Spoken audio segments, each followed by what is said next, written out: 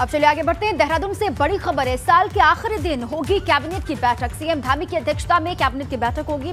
कई महत्वपूर्ण प्रस्तावों को इस बैठक में मंजूरी मिलेगी। दोपहर 12 बजे का वक्त बताया जा रहा है। सचिवालय में ये बैठक शुरू होगी। ये बड़ी जानकारी आपको दे रहे हैं। अब साल का आखिरी दिन है। बिल्कुल। और दीपा, कई महत्वपूर्ण फैसले यहाँ लिए जा सकते हैं क्योंकि अगले साल चुनाव होने वाला है। तो चुनावों से पहले हर एक कैबिनेट बैठक बेहद महत्वपूर्ण रहती है। तो ये बड़ी जानकारी आपको देहरादून से दे रहे हैं। सीएम धामी की अध्यक्षता में एक कैबिनेट बैठक होगी जहां नए साल की रूपरेखा इसमें तय होगी। किन योजनाओं पर और किन कार्यों पर ध्यान देना है। बैठक में कई महत्वपूर्ण प्रस्तावों को मंजूरी भी मिलेगी।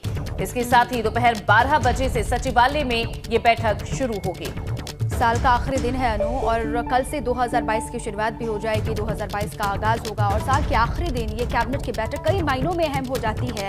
अब सीएम धामी की अध्यक्षता में ही ये कैबिनेट की बैठक हो रही है। कई महत्वपूर्ण प्रस्ताव हैं जिन पर आज मुहर भी लगेगी, जिनको मंजूरी मिलेगी। और क्या कुछ होगा कैबिनेट की बैठक में, इसी पर और जानकारी लेते हैं। हमारे सहयोगी देहरादून से पंकज राणा जुड़ चुके हैं। सीधे उन्हीं के पास चलते हैं। अनु, पंकज, आज साल का आखिरी दिन है। कल से 2022 में हम सभी एंट्री कर जाएंगे। आज आखिरी दिन जो बैठक होनी है कैबिनेट की, वो किन किन मायनों में बहुत अहम होगी, वो जरा आप बताएं विस्तार से।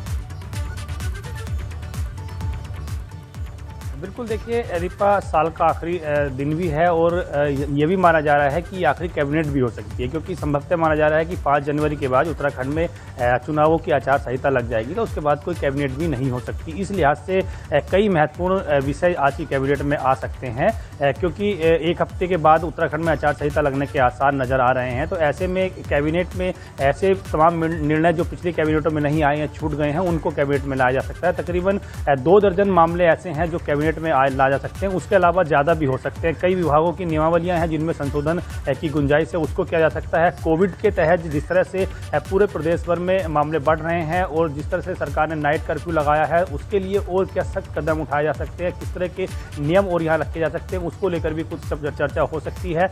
कई विभागों में जो पद खाली पड़े हुए हैं, सरकार का लक्ष्य है कि जितने भी पद खाली पड़े हैं उनकी विज्ञप्तियाँ निकाली जा सकती है। उसको लेकर कुछ अनुमोदन सरकार कर सकती है, इसमें निर्णय ले सकती है। इसके अलावा कई ऐसे चीज़ें हैं जिनको सरकार कैबिनेट में ला सकती है। कई विभागों के नियमावलियों में संशोधन की गुंजाइश है। इसके अलावा कई, अगर देखा जाए तो कई बेरोजगार संगठन हैं, कई लोग हैं, कई ऐसे कर्मचारी हैं जो लगातार धरने पर बैठे हैं, अनशन में बैठे हैं, विभागों में समायोजन की मांग वो कर रहे हैं। कई विभागों में लोग ऐसे हैं जो लगातार ये मांग कर रहे हैं सरकार से कि उनके जियो जारी किए जाए, तो उनको लेकर सरकार कुछ फैसले कर सकती है, क्योंकि उनकी नाराजगी लगातार बढ़ रही है। सरकार ये चाह रही है कि चुनावों के दौरान किसी भी तरह से किसी भी विभाग में कर्मचारी हो या लोग हो या किसी भी तरह के यहाँ पर व्यक्ति हो, उसकी नाराजगी को किसी भी तरह से उजागर नहीं किया जा सकता है। तो इसलिए तमाम पंकज, अब किसी की भी नाराजगी भारी पड़ सकती है क्योंकि चुनाव जल्द होने वाले हैं। बहुत बहुत शुक्रिया इस पूरी जानकारी के लिए। तो दीपा, कई अहम फैसले लिए जा सकते हैं और जैसा हमारे संवाददाता ने भी बताया कि हो सकता है कि आखिरी कैबिनेट भी हो।